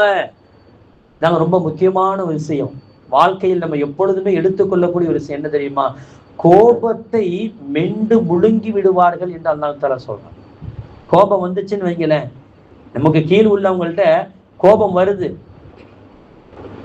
வருது, நம்மளால அவங்கள அடிக்க முடியும், தாக்க முடியும், அவர்களுக்கு நோய்வினை கொடுக்க முடியும். அப்படிப்பட்ட ஒரு நிலைமையில் இருந்தாலும் அந்த இரையச்சம் உடையவர்கள் எப்படி இருப்பார்கள், இந்த சொர்க்கவாசிகள் எப்படி இருப்பார்கள் என்று சொன்னால் அல்லாஹ் தஆலா சொல்றான், கோபத்தை மெண்டு முழுங்கக்கூடியவர்களாக இருப்பார்கள். ரசூலுல்லாஹி ஸல்லல்லாஹு அலைஹி வஸல்லம் சொல்லுவாங்க, கோபம் என்பது ஷைத்தானுடைய தூண்டுதலினால் ஏற்படுகிறது. கோபம் ஏற்பட்டால் அது ஷைத்தானுடைய தூண்டுதல் வர்றதுனால, ஷைத்தான் நெருப்பால் படைக்கப்பட்டவன், அவனால் தூண்டப்படக்கூடிய விஷயமும் அது சூட்டுனால வர்றதுதான். அதனால நீங்கள் ஒழு செய்து கொள்ளுங்கள் என்று பெருமானார் ஸல்லல்லாஹு அலைஹி வஸல்லம் சொன்னாங்க. எவ்வளவு அழகான வார்த்தை பாருங்களேன். கோபம் என்பது ஒரு மனிதனுக்கு ஒரு விதமான சூடு தான் வரும். டென்ஷன் வந்தா என்னங்க அது? அதாவது இன்னைக்கு இன்னைக்கு ஆய்வின் பிரகாரம் டாக்டர்கள் ஆய்வு செய்து சொல்லி இருக்கிறாங்க, ஒரு மனிதனுக்கு கோபம் திரும்பி அந்த உடல் பழைய நிலைமைக்கு, அந்த உள் உறுப்புகள் பழைய நிலைமைக்கு வருவதற்கு 8 மணி நேரம் ஆகுமா? எல்லாம் யோசிச்சு பாருங்க தாய்மார்களே. நமக்கு ஏதாவது தெரியுதா? நம்ம எவ்வளவு கோபப்படுறோம் ஒரு நாளைக்கு? நம்மளுக்கு ஏதாவது தெரியுதா? ஆனா ரசூலுல்லாஹ் என்ன சொன்னாங்க பாருங்க, கோபம் என்பது ஷைத்தானுடைய தூண்டுதலினால் ஏற்படுகிறது. ஷைத்தான் நெருப்பால் படைக்கப்பட்டவன். அப்ப அவன் தூண்டுதல் வருவதும் உடம்புக்கு சூட்டை தெரிவிக்கும். அது உடம்புக்கு ஆகாது. அதனால முதல்ல நீங்க கோபம் வந்துருச்சா, கோபம் வர மாதிரி தெரிஞ்சுன்னா நீங்க ஒழு செய்து கொள்ளுங்கள் என்று அல்லாஹ் நபிகள் நாயகம் ஸல்லல்லாஹு அலைஹி வஸல்லம் நமக்கு சொல்லி தர்றாங்கன்னு சொன்னா, அது எவ்வளவு பெரிய விளைவுகளை உண்டாக்கும் கோபம் என்பது. கோபம் எவ்வளவு பெரிய விளைவுகளை எத்தனை வாழ்க்கையில விட்டு செய்திருக்கிறதா இல்லையா? இப்ப கோபத்திலிருந்து தன்னை பாதுகாத்துக் கொள்வது இறையச்சத்துடைய வெளிப்பாடு என்று அல்லாஹ் ஜல்ல ஷானஹு தஆலா சொல்றான். கோபம் வரும், ஆனால் அதை மெண்டு முழுங்கிக் கொள்ள வேண்டும் என்பதைத்தான் அல்லாஹ் ஜல்ல ஷானஹு தஆலா இரண்டாவது பாடமாக சொல்றான். மூணாவது பாடம் என்ன தெரியுமா? மக்களை மன்னிக்க கூடியவர்களாக இருப்பார்கள். ஹஜ்ஜில நீங்க நிறைய பார்க்கலாங்க. இத எவ்வளவு தப்பு செய்தாலும், எவ்வளவு தெரியாம செஞ்சுட்டாலும், தப்பு யாரும் செய்யவும் மாட்டாங்க. அப்படி யாராவது தெரியாம தப்பு செய்தாலும் கூட விஷயம் சொன்னா பரவாயில்லைங்க, மன்னிச்சுட்டேங்க அப்படிங்கிற அந்த நிலைமை, மன்னிப்பு மன்னிப்பு மன்னிப்பு, இது நிறைய நம்ம பார்க்கலாம் ஹஜ்ஜில, ஹஜ்ஜி உம்ராவுடைய காலங்கள்ல. இது அற்புதமான குணம் என்று அல்லாஹு தஆலா சொல்லிட்டான். மக்களை மன்னிக்க கூடிய அந்த பண்பு, அது மக்களை மன்னிக்க கூடிய அந்த பண்பு இருக்கிறதே அல்லாஹுக்கு ரொம்ப பிடிக்கும். இது அல்லாஹுக்கு ரொம்ப பிடித்த விஷயம், மன்னிக்க கூடிய விஷயம். அது அல்லாஹ் ரோசப்படுறானா, அல்லாஹ் என்ன செய்யணும், ரோசப்படுவானா. ரசூலுல்லாஹி ஸல்லல்லாஹு அலைஹி வஸல்லம் திடீரென்று சிரிக்குவாங்க. சிரிச்ச உடனே சஹாபாக்கள் கேட்பாங்க, யா ரசூலல்லாஹ், உங்களை அல்லாஹ் தஆலா எப்பொழுதும் இந்த சிரித்த வண்ணமாக வைக்கட்டும். இது ஒரு துவா செஞ்சுட்டு அந்த மகிழ்ச்சிக்கு ஒரு காரணத்தை கேட்பாங்க. யார சொல்ல நீங்க சிரிக்கிறதுக்கு உண்டான காரணம் என்ன? ஒரு சொல்ல சொல்லுவாங்க, நாளைக்கு மறுமை நாளையில ரெண்டு பேர் வருவாங்க, அண்ணன் தம்பி 2 பேர் வருவாங்க. 2 அண்ணன் தம்பியோ அல்லது நண்பர்களோ யாராவது 2 பேர் வருவாங்க. ஒருவன் அநியாயம் செய்தவன், இன்னொருத்தன் அநியாயம் செய்யப்பட்டவன். இந்த 2 பேர் வருவாங்க. 2 பேர் வந்த உடனே இந்த அநியாயம் செய்யப்பட்டவன் அல்லாஹ்ட்ட முறையிடுவான், யா அல்லாஹ் இவன் எனக்கு பெரிய அநியாயம் செஞ்சிட்டான் அப்படின்ட்டு. அப்ப அல்லாஹ் சொல்லுவான், அவனை நீ மன்னிச்சிட வேண்டியது தானப்பா அப்படின்னு. யா அல்லாஹ் நான் மன்னிக்க மாட்டேன், அவனுடைய பாவம், எனக்கு செய்த பாவம் மிகப்பெரிய பாவம், அதனால அவனை நீ சரியான தண்டனை கொடுக்கணும் அப்படின்னு. இப்ப அல்லாஹ் சொல்லுவான், அப்படியா சரிப்பா அவனுக்கு தண்டனை கொடுத்துடலாம் அப்படின்னு சொல்லிட்டு சொர்க்கத்தை இவனை கூட்டிட்டு போய் காட்டுங்க அப்படின்னு சொல்லிட்டு அல்லாஹு தஆலா சொர்க்கத்தை காட்ட சொல்லுவான். சொர்க்கத்தை அப்படியே பார்க்குவான் அந்த மனிதன், அநியாயம் செய்யப்பட்டவன் இருக்கிறான்ல, அவனை அப்படியே அல்லாஹு தஆலா அப்படியே அந்த சொர்க்கத்தை அப்படியே காட்ட சொல்லுவான். மலக்குமார்கள் அப்படி கூட்டி போய் காட்டுவான். இவன் சொர்க்கத்துடைய அந்த இன்பங்களை எல்லாம் பார்த்து விட்டு அல்லாஹு தஆலாட்ட சொல்லுவான், யா அல்லாஹ் இவ்வளோ பெரிய இன்பத்தை நீ வைத்திருக்கிறாயே, இதெல்லாம் யாருக்கு அப்படின்னு சொல்லிட்டு கேட்குவான். அப்ப அல்லாஹு தஆலா சொல்லுவான், யாரு தனக்கு அநியாயம் செய்தவர்களை மன்னிக்கின்றார்களோ அவர்களுக்கு நான் இந்த சொர்க்கத்தை நான் தயார் செய்து வைத்திருக்கிறேன், உனக்கு வேண்டுமான்னு அல்லாஹ்ட்ட கேட்பான். அல்லாஹ் அந்த மனிதர் சொல்லுவான், அல்லாஹ் எனக்கு இந்த சொர்க்கம் வேண்டும், நான் என்னுடைய நண்பரை நான் மன்னித்து விடுகிறேன், அவரையும் நீ சொர்க்கத்திற்கு அனுப்பு என்று அந்த மனிதன் சொல்வான். அல்லாஹு தஆலா 2 பேரையும் சொர்க்கத்துக்கு அனுப்புவான் என்று கண்மணி முஹம்மது ரசூலுல்லாஹி ஸல்லல்லாஹு அலைஹி சொல்லிவிட்டு சொல்லுவாங்க. அந்த மனிதன் அல்லாஹ்விடத்தில் அந்த கெஞ்சி கூத்தாடக்கூடிய அந்த நிலையை பார்த்து நான் சிரித்து விட்டேன் என்று சொல்வார்கள் பெருமானார் ஸல்லல்லாஹு அலைஹி வஸல்லம் அவர்கள். இதுதாங்க வல் ஆஃபீன அனின் நாஸ், மக்களை மன்னித்து வாழ்வது, அது சொர்க்கத்துடைய அமல் என்று கண்மணி அல்லாஹ் ஜல்ல ஷானஹு தஆலா சொல்லி தர்றானா இல்லையா? அருமையான தாய்மார்களே, இந்த 3 பண்புகளையும் அங்க ஹஜ்ஜிலே பார்க்கலாம், உம்ராவுல பார்க்கலாம். இந்த 3 பண்புகளை ரகசியமாகவும் பரகசியமாகவும் தர்மம் செய்யக்கூடிய ஒரு சூழல், கோபத்தை மிண்டு மெழுங்கக்கூடிய ஒரு சூழல், 3வது என்ன அதாவது மனிதர்களை மன்னிக்கக்கூடிய ஒரு சூழல். இந்த 3 காரியங்களையும் நம்ம ஹஜ்ஜிலையும் உம்ராவிலையும் பார்க்கலாம். அவ்வளவு பெரிய அற்புதமான ஒரு அமல் தான் ஹஜ் என்பது. அருமையானவர்களே, நாமும் தக்வா உடையவர்களாக வாழ வேண்டும், சொர்க்கத்திற்கு தகுதி உடையவர்களாக நாம் வாழலாமா? வாழ்க்கையில இந்த 3 காரியங்களும் எப்பொழுதும் நம்ம செய்துக்கிட்டே இருக்கணும், தர்மம் செஞ்சுக்கிட்டே இருக்கணுங்க. நம்மளால எவ்வளவு முடியுமோ அவ்வளவு, 1 ரூபாயா இருந்தாலும் சரி, 1 ரூபாய் நம்ம கொடுக்குறதுன்னு சொல்லிட்டு யோசிக்க தேவையில்லை. அல்லாஹ் தஆலா அதை 10ஆக நமக்கு பெருக்கி தருவான், 10ஆக நமக்கு பெருக்கி தருவான். அதுல எந்த மாற்று கருத்துக்கும் இடம் இல்லை. அதே மாதிரி நமக்கு கோபம் வந்துச்சுன்னா கொஞ்சம் பொறுமையா போறோம்னா நம்ம ஒரு காலமும் நம்ம இழிவாக நம்ம போயிட மாட்டோம். அல்லாஹ் நமக்கு உயர்வை தருவான். 3வது மனிதர்களை மன்னித்து வாழக்கூடிய அந்த பண்பு. இந்த 3 பண்புகளையும் நம்முடைய வாழ்க்கையில கொண்டு வரணும். அல்லாஹ் ஜல்ல ஷானஹு தஆலா இந்த நற்பண்புகளை நமக்கு தந்து சொர்க்கவாசிகளாக நம்மளை ஆக்கி வாழ்நாளில் ஒரு தடவையாவது ஹஜ் செய்யக்கூடிய அந்த பாக்கியத்தை எல்லா மக்களுக்கும் அல்லாஹ் தஆலா தந்தர் புரிவானாக. ஆகிரு தாவானா அல்ஹம்துலில்லாஹி ரப்பில் ஆலமீன். بسم الله الرحمن الرحيم. الحمد لله رب العالمين. الصلاة والسلام عليك يا سيدنا يا رسول الله، خذ بأيدينا قلت حيلتنا أدركنا يا شفيع المذنبين يا رحمة للعالمين يا دستكير يا خير خلق الله صلى الله عليه وسلم، إنك قد أديت الأمانة وبلغت الرسالة يا رسول الله يا شفيع المذنبين يا رحمة للعالمين. اللهم صل على سيدنا محمد النبي الأمي وعلى آله وصحبه وسلم تسليما. اللهم آت نفوسنا تقواها وزكها أنت خير من زكاها أنت وليها ومولاها. யா அல்லாஹ் கிருபையுள்ள ரஹ்மானே, எங்கள் பாவங்களை அனைத்தையும் மன்னித்தல் புரிவாயாக. யா அல்லாஹ் எங்களுடைய கிருபையுள்ள ரஹ்மானே, எங்களையும் எங்களுடைய தாய் தந்தையர்களையும் மனைவி மக்களையும் உடன் பிறந்தவர்களையும் சொந்த பந்தங்கள் அனைத்து நபர்களையும் யா அல்லாஹ் உலகத்தில் உண்டான இஸ்லாமியர்கள், எங்களுக்கு முன்னே சென்ற எங்களுக்கு பின்னால் வரக்கூடிய அனைத்து இஸ்லாமியர்களையும் பாவங்களையும் மன்னித்து மன்னித்து நன்மைகளாக மாற்றித் தருவாயாக. யா அல்லாஹ் நாங்கள் வாழ்நாளில் செய்த எல்லா அமல்களையும் நீ அங்கீகரித்துக் கொள். யா அல்லாஹ் நாங்கள் வாழ்க்கையில் செய்த ஹஜ்ஜு உம்ராக்கள் தவாஃபுகள் இன்னும் பிற என்னென்ன நல்ல அமல்களை செய்தோமோ அனைத்து நல்ல அமல்களையும் நீ ஏற்றுக்கொள்வாயாக.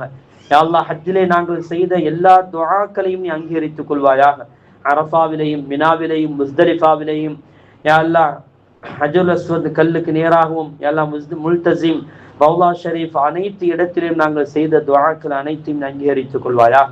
யா அல்லாஹ் கிருபையுள்ள ரஹ்மானே, எங்கள் தெருவிலிருந்து அதிகமான நபர்கள் எல்லாம் ஹஜ்ஜிக்கு வருடா வருடம் செல்லக்கூடிய அந்த பாக்கியத்தை தாயா அல்லாஹ், அந்த ஆசைகளை எங்களுக்கு மனதிலே உருவாக்கித்தாயா அல்லாஹ்.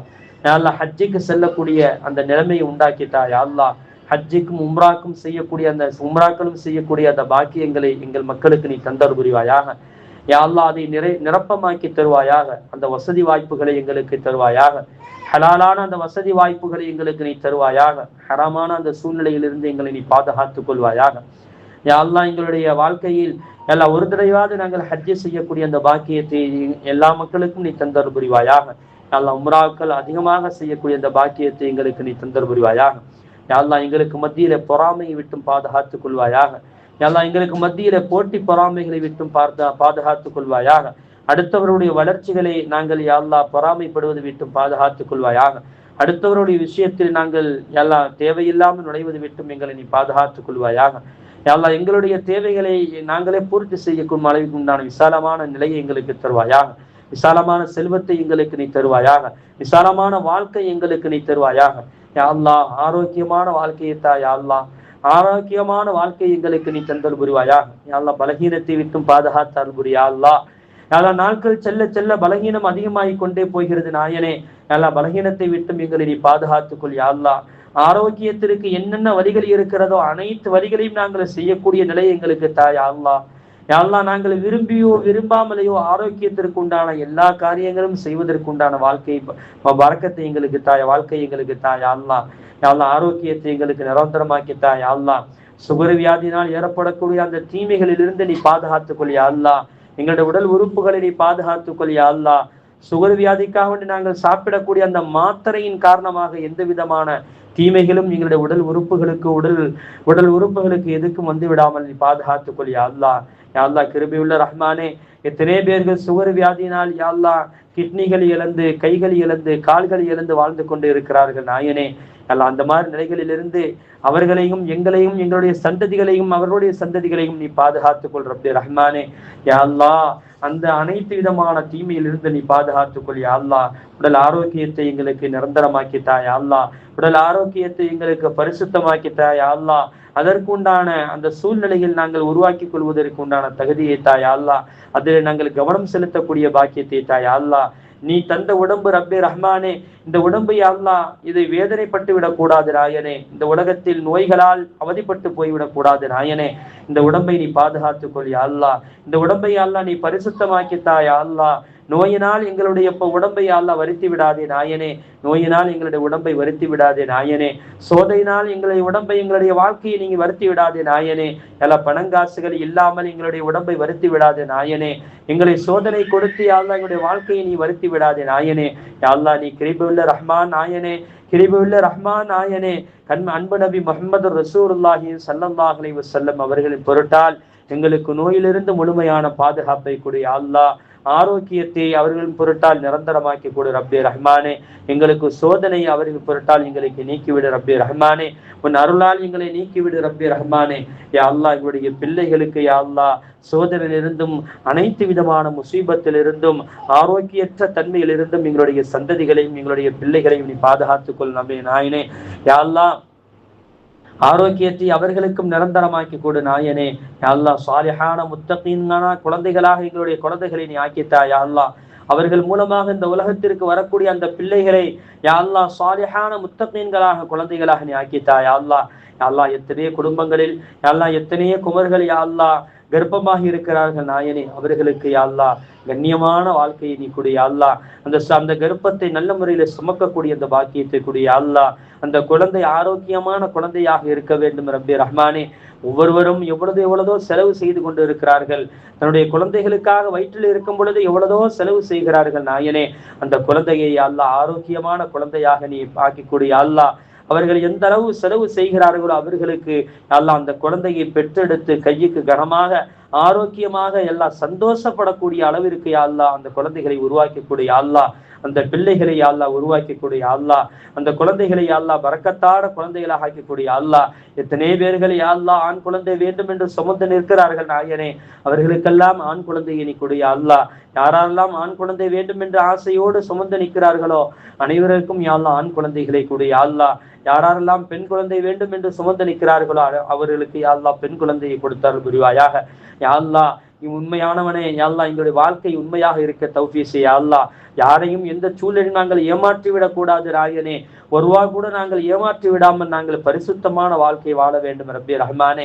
யாருக்கும் நாங்கள் அநியாயம் செய்து விடக்கூடாது நாயனே. யாருடைய சாபத்திற்கும் நாங்கள் ஆளாகிவிடக் கூடாது ராயனே. யாருடைய முசீபத்திற்கும் நாங்கள் ஆளாகிவிடக் கூடாது நாயனே. யாருடைய திட்டிற்கும் நாங்கள் ஆளாகிவிடக் கூடாது ராயனே. எங்களுடைய பிள்ளைகள் ஆளாகிவிடக் கூடாது ராயனே. எத்தனை குடும்பங்களில் கணவன் மனைவிக்கு மத்தியிலே சண்டைகள் வந்து எல்லாம் ஒருவருக்கு ஒருவர் திட்டிக் கொள்கிறார்கள் நாயனே. அழிந்து போகும்படியெல்லாம் மூத்தா போகும்படியெல்லாம் திட்டிக் கொள்கிறார்கள் நாயனே. அப்படிப்பட்ட நிலைகளிலிருந்து யா அல்லாஹ் எங்களுடைய சந்ததிகளை நீ பாதுகாத்துக் கொள் யா அல்லாஹ். அந்த ஜோடிகளை யா அல்லாஹ் மனம் வந்து வாழக்கூடிய அந்த பாக்கியத்தை கூடிய அல்லாஹ், சந்தோஷமான நிலையில வாழக்கூடிய பாக்கியத்தை கூடிய அல்லாஹ். எத்தனை குடும்பங்களில் யா அல்லாஹ் பிரிந்து இருக்கிறார்கள் நாயனே, அவர்கள் பிரிந்து சேர்ந்து வாடும் பாக்கியத்தை கூடிய அல்லாஹ். பல காலங்கள் யா அல்லாஹ் பிரிந்து இருந்து யா அல்லாஹ் இப்பொழுது சேர்ந்து வாழ்கிறார்கள் நாயனே, அவர்களை மேலும் மேலும் அன்பானவர்களாக வாழக்கூடிய பாக்கியத்தை கூடிய அல்லாஹ். அவர்களுக்கு மத்தியில யா அல்லாஹ் ஒருவருக்கொரு அன்போடும் பண்போடும் வாழக்கூடிய மவத்தத்தம் ரஹ்மாவை நீ பரிபூர்ணமாக நீ ஆக்கி கொடுப்பாயாக யா அல்லாஹ். அவர்கள் நல்ல முறையில வாழச் செய்வாக யா அல்லாஹ். யா அல்லாஹ், யாராருக்கெல்லாம் பேசி இருக்கிறதோ, கணவன் மனைவி என்று பேசி இருக்கிறதோ, அவர்களை நல்ல முறையிலே ஜோடி சேர்த்து யா அல்லாஹ் அவருடைய வாழ்க்கையிலே சிறந்த ஒரு வாழ்க்கையை வாழ்வதற்கு நீ தௌஃபீக் செய் யா அல்லாஹ். எங்களுடைய தெருக்களிலேயும் எங்களுடைய ஊர்களிலேயும் உலகத்திலேயும் எங்கெல்லாம் திருமணம் நடக்கிறதோ அனைத்து ஜோடிகளையும் நல்ல முறையிலே வாழச் செய்வாயாக யா அல்லாஹ். ஒருவருக்கொருவர் யா அல்லாஹ் விட்டு கொடுத்து யா அல்லாஹ் அன்போடும் மவத்தத்தம் ரஹ்மாவோடு வாழக்கூடிய அந்த பாக்கியத்தை நீ கொடு யா அல்லாஹ். யா அல்லாஹ், எங்களை நீ சோதித்து விடாதே யா அல்லாஹ். யா அல்லாஹ், பெரிய பெரிய நோய்கள் எல்லாம் சர்வசாதாரணமாக இன்னைக்கு வந்து கொண்டு இருக்கிறது நாயனே. யா அல்லாஹ், சின்ன வயதில் கூட யா அல்லாஹ் கிட்னி ஃபெயிலியராக போகக்கூடிய சூழல் இன்னைக்கு ஏற்பட்டு கொண்டு இருக்கிறது நாயனே. சின்ன வயதில் கூட எல்லா கேன்சர் வியாதிகள் வரக்கூடிய சூழல் ஏற்பட்டு இருக்கிறது நாயனே. எல்லா முசீபத்திலிருந்தும் எங்களையும் எங்களுடைய சந்ததிகளையும் நீ பாதுகாத்துக்கொள் யா அல்லாஹ். கேன்சர் வியாதியில் யாரெல்லாம் பாதிக்கப்பட்டு இருக்கிறார்களோ அனைவருக்கும் பரிபூர்ணமான ஷிஃபாவை கூடிய அல்லாஹ், பரிபூர்ணமான ஷிஃபாவை கூடிய அல்லாஹ். அதன் மூலமாக எந்த விதமான சோதனையிலிருந்து எங்களை நீ பாதுகாத்துக் கொள்ளியா அல்லாஹ். எந்த சோதனையும் வந்து விடாமல் அவர்களையும் எங்களை நீ பாதுகாத்துக் கொள்ளியா அல்லாஹ். யா அல்லாஹ், கேன்சர் வியாதியில் யாரா பாதிக்கப்பட்டு யாரா கீமோ போடுகிறார்களோ யா அல்லாஹ், அந்த தீமையிலிருந்து அவர்களை நீ பாதுகாத்துக் கொள்ளியா அல்லாஹ். உன் அருளால் நீ பாதுகாத்துக் கொள்ளியா அல்லாஹ். யா அல்லாஹ், யா அல்லாஹ், யாரை கொண்டுமே அந்த நோயை கொண்டு எங்களை பிடித்து விடாது நாயனே. யா அல்லாஹ், நல்லவர்களுக்கும் அந்த நோய்கள் வருகிறது, தீயவர்களுக்கும் நோய் வருகிறது நாயனே. யா அல்லாஹ், நல்லவர்களுக்கும் அந்த நோய் வந்து விடாமல் தீயவர்களுக்கும் நோய் வந்து விடாமல் பாதுகாத்துக் கொள் யா அல்லாஹ். எங்களுடைய பரிசுத்தமான வாழ்க்கையை யா அல்லாஹ். எங்களுடைய பொருளாதாரத்தை பாதுகாத்துக் கொள் யா அல்லாஹ். வீண் விரயம் செய்துவிடக் கூடாது நாயனே. வீண் விரயம் செய்து எங்களுடைய பிள்ளைகள் யா அல்லாஹ் கையை பிசைந்து நிற்கும் அந்த நிலையிலிருந்து எங்களை நீ பாதுகாத்துக் கொள் யா அல்லாஹ். யா அல்லாஹ், எங்களுடைய கைகளில் நிறைய ரிஸ்குகளை தந்து எங்களுடைய பிள்ளைகளை சந்தோஷமாக வாழக்கூடிய இந்த பாக்கியத்தை கூடிய அல்லாஹ். எங்களுடைய பிள்ளைகள் கையிலையும் பரிபூர்ணமான விசாலமான செல்வத்தை கொடுத்து உன்னுடைய பொருத்தமான வாழ்க்கையை வாழ்வதற்கு நீ தௌஃபீக் செய் அல்லாஹ். உன்னுடைய பொருத்தத்தையும் கண்மணி அன்பு நபி முஹம்மது ரசூலுல்லாஹி ஸல்லல்லாஹு அலைஹி வஸல்லம் அவருடைய பொருத்தத்தையும் எங்களுக்கு நிரந்தரமாக்கித்தா யா அல்லாஹ். நல்லடியார்களுடைய பொருத்தத்தை எங்களுக்கு நிரந்தரமாக்கித்தா யா அல்லாஹ். இம்மையிலும் மறுமையிலும் எங்களுக்கு நிரப்பமான வாழ்க்கையை தா யா அல்லாஹ். மறுமையுடைய வாழ்க்கையை எங்களுக்கு சிறப்பாக்கித்தா யா அல்லாஹ். எங்கள் குடும்பங்களில் எத்தனை பேர்கள் இறந்து விட்டார்கள் நாயனே, அவருடைய வாழ்க்கையில எல்லா நலவுகளையும் நீ தா யா அல்லாஹ். அவருடைய வாழ்க்கையில எல்லா நலவுகளையும் நீ தா யா அல்லாஹ். எல்லா நன்மைகளையும் நீ யா அல்லாஹ் நெருக்கமாக்கி தா யா ரப்பே ரஹ்மானே. யா அல்லாஹ், கிருபையுள்ள ரஹ்மானே, இந்த துஆவை கண்மணி முஹம்மது ரசூலுல்லாஹி ஸல்லல்லாஹு அலைஹி வஸல்லம் பொருட்டால் அங்கீகரித்துக் கொள்வாயாக யா அல்லாஹ். நாங்கள் சிறு வயதிலே மௌத்தாகி விடாமல் பாதுகாத்துக் கொள் யா அல்லாஹ். நோய்வாய்ப்பட்டு நாங்கள் மௌத்தாகி விடாமல் பாதுகாத்துக் கொள் யா அல்லாஹ். எங்களுடைய உறுப்புகள் எல்லாம் செயலிழந்து போய் அதிலே நாங்கள் மௌத்தாகும் அந்த நிலையிலிருந்து எங்களை நீ பாதுகாத்துக் கொள் யா அல்லாஹ். கிருபையுள்ள ரஹ்மானே, எங்கள் மீது இரக்கம் காட்டி எங்களுடைய பாவங்களை எல்லாம் மன்னித்து நாங்கள் நல்லவர்களாக இந்த உலகத்தில் வாழ்வதற்கு நீ தௌஃபீக் செய் யா அல்லாஹ். ربنا هب لنا من ازواجنا وذرياتنا قرة اعين واجعلنا للمتقين اماما. اللهم اجرنا من النار، اللهم اجرنا من النار، اللهم اجرنا من النار، اللهم اجرنا من النار، اللهم اجرنا من النار، اللهم اجرنا من النار. اللهم اجرنا من النار السالمين وادخلنا الجنة يا رب العالمين. وقنا ربنا شر الظالمين وشر الحاسدين وشر المنافقين وشر الخلائق كلهم أجمعين. اللهم ربنا آتنا في الدنيا حسنة وفي الآخرة حسنة وقنا عذاب النار. اللهم ربنا رب ارحمهما كما ربياني صغيرا. صلى الله تعالى وسلم وبارك ورحمة على رسولك وخير خلقه سيدنا محمد وآله وصحبه أجمعين. آمين آمين آمين. سبحان ربك رب العزة عما يصفون وسلام على المرسلين والحمد لله رب العالمين. صلى الله على محمد صلى الله عليه وسلم. صلى الله على محمد صلى الله عليه وسلم. صلى الله على محمد يا ربي صل عليه وسلم.